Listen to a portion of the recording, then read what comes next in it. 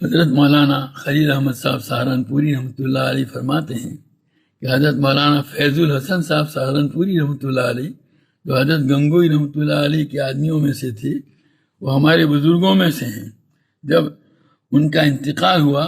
تو 1 مہینے تک ان کے کمرے سے مشک و عنبر کی خوشبو آتی تھی۔ تو کسی نے جا کر یہ کیفیت حضرت مولانا رشید احمد گنگوئی رحمۃ اللہ علیہ سے عرض کی کہ حضرت گنگوئی نے فرمایا کہ یہ درود شریف پڑھنے کی برکت ہے، کیونکہ حضرت مولانا فیض الحسن صاحب ہر جمعرات کو ساری رات جاگ کر درود شریف پڑھا کرتے تھے، اس لیے ان کی وصال کے بعد 1 مہینے تک ان کے کمرے سے مشک وغیرہ کی خوشبو آتی رہی۔ سرکار دو عالم صلی اللہ علیہ وسلم کی ذات اقدس سراپا معطر اور خوشبو میں بسی ہوئی تھی۔ آپ صلی اللہ علیہ وسلم کا پسینہ بھی بڑی بڑی خوشبوؤں سے بڑھ کر خوشبودار ہوا کرتا تھا۔ آپ صلی اللہ علیہ وسلم جس گلی سے گزر جاتے تھے، شام تک اس گلی سے خوشبو آتی رہتی تھی، اور صحابہ کرام آپ صلی اللہ علیہ وسلم کی خوشبو سونگھ کر پہچان لیتے تھے کہ آج سرکار مدینہ یہاں سے گزرے ہیں۔ اسی طرح جو شخص نبی کریم صلی اللہ علیہ وسلم سے مصافحہ کر لیتا تھا تو شام تک اس کے ہاتھ سے خوشبو آتی رہتی تھی، اور وہ دوسرے ساتھیوں میں اپنے ہاتھ کی خوشبو کی وجہ سے ممتاز ہو جاتا تھا،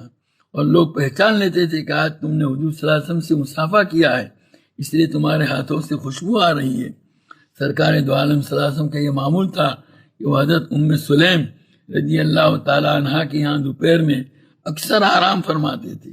اور حضرت سلیم حضرت انس رضی اللہ تعالیٰ عنہ کی والدہ ماجدہ تھی۔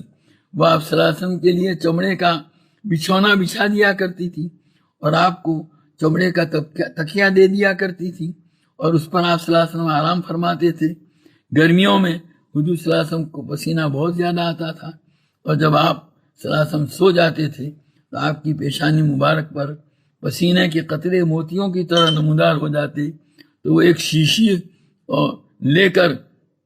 بیٹھ جاتی تھی، اور آہستہ آہستہ وہ پسینے کے موتی اٹھا اٹھا کر شیشی میں ڈال دیا کرتی تھی۔ ایک دن وہ اسی طرح کر رہی تھی کہ نبی کریم صلی اللہ علیہ وسلم کی آنکھ کھل گئی،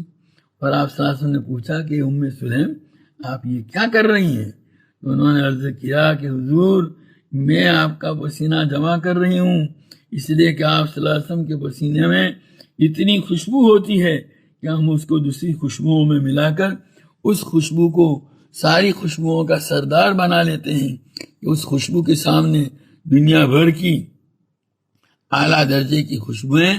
مان پڑ جاتی ہے اور ہیچ معلوم ہوتی ہیں۔ شادی بیاہ کے موقع پر ہم اس کو بطور خاص استعمال کرتے ہیں، چنانچہ آپ صلی اللہ علیہ وسلم کی ذات اقدس جو سراپا خوشبو تھی،